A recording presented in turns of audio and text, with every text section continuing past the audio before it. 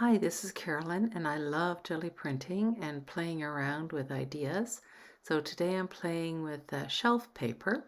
Shelf paper has a lightly adhesive back. It's the paper that you put on cabinet shelves in the kitchen. You can lift up and change every few months or every year or so. It's available for very low cost in the dollar store.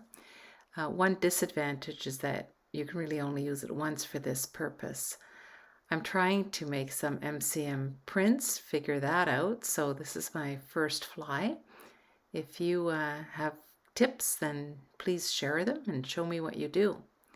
So I put thread down on the plate to mask the paint, and that gives me this lovely scribbly design. And it also gave me a beautiful ghost. So now I have two pieces to start with.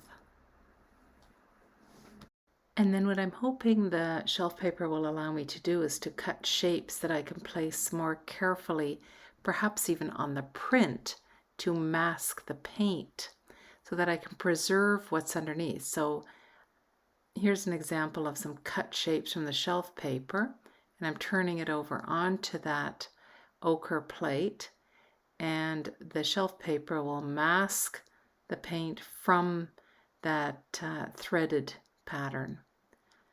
Of course, it prints over the whole thing, so it's hard to see. We peel the shelf paper away later. So here I'm putting more shelf paper on.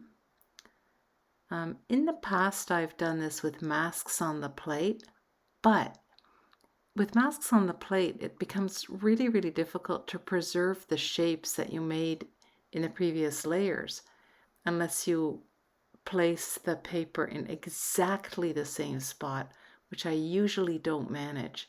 So I'm really happy to find something that I can use on the actual print and then actually get off.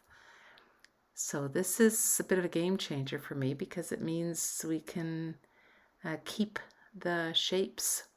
So I decorated that layer with a fork just so that there's some interest in the red. And it creates kind of a lined effect that's pretty attractive. So you can't really see what's happening yet here at all.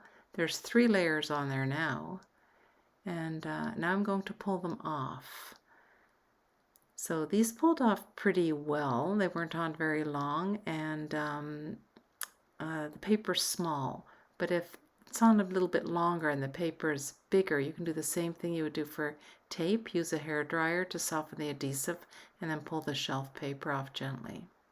So what's really cool is that you can see how the first layer is pristine, like untouched, because the shelf paper stayed on the paper.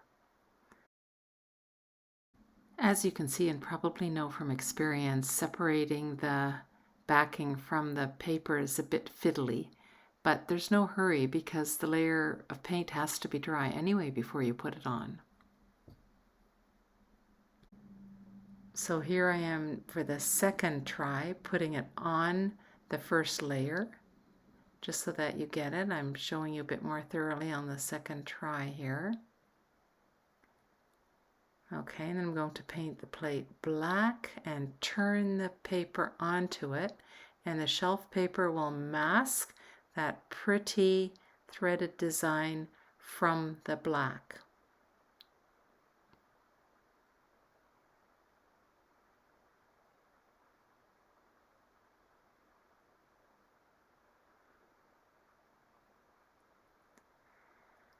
Okay, and then here just having a closer look so you know what's going on. That marbly stuff is the shelf paper, and then the paint just made the empty spaces black, you know, where that fork design is. So when we pull the shelf paper off, the gold thready design will reappear. And I'm going to put on another layer. So this time I get to keep preserving the first layer and preserve the second layer. And that's what I've been having trouble with jelly printing. It hasn't really been possible for me to preserve all the layers easily. You have to be very meticulous and register really well to get that to work. This is a bit better. So pulling it off again, you can see how it works. See how the first layer is completely protected because it's underneath the shelf paper from the second layer. So this works really well, and the edges of the shapes are so clean. It's not a great design or composition at this point, but I'm just giving it a go.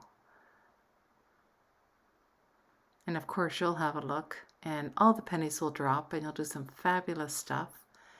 And post it in the Learn Gelli Plate Printing Facebook group so we can all see it and we can all learn. I'm going to try a third one. You can see in this one I've added the tape around the gelli plate so that I'm sure that the gelli plate is always on the same spot. And then I match my paper to the corners of the paper because it's exactly the same size, the paper beneath and the paper I'm using. And again, putting the shelf paper on, just sort of preserving some of that light color there around the edges. So I also discovered it's better, of course, to go from small shapes to big shapes, because if you put small shapes over big shapes of shelf paper, it's not going to make any difference.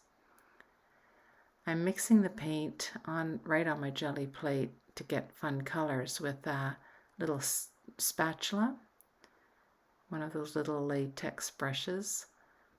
And this time I'm using sort of a scraper to make stripes. And again, matching the paper corners exactly so that they're in the same place and everything registers. And at this point, you're just transferring paint, so you don't have to wait like you do if you're picking up a ghost, that you have to wait for the paint to set. When the print comes up, you do have to wait for it to dry before you put the next layer of shelf paper on.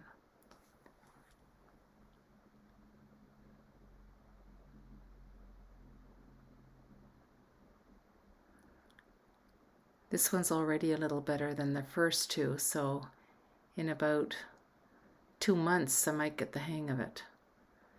I like mixing the paint on the plate, just gives some interesting colors. You can also have another gelli plate on the side and mix on that, or on paper. You can mix on paper as well. So again, registering the corners and then just transferring the paint to this paper. I don't need to wait for it to set or anything. And thinking about the previous two, I'm now thinking, I think what I want is some big structural lines or shapes. So for this last layer, I'm just using a couple of sheets of paper because I don't need to keep it on for more layers.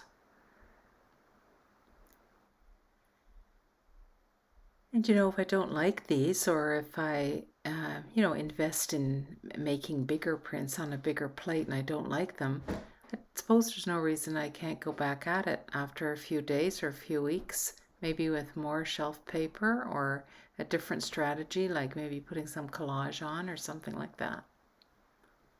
And then we'll put the dry print back on and pick up the yellow. And again, it's just a paint transfer. We're not picking anything up, so we don't need to wait for it to set. Just push really hard and your paint will transfer over. Okay, let's take off the shelf paper and see what we have. This one's a little better. They get better and better. The last picture on this video is made on a 16 by 20 plate, and that one was better again. So, if you're going to try it, show me what you do. If you like my channel, please subscribe, and we'll see you next time.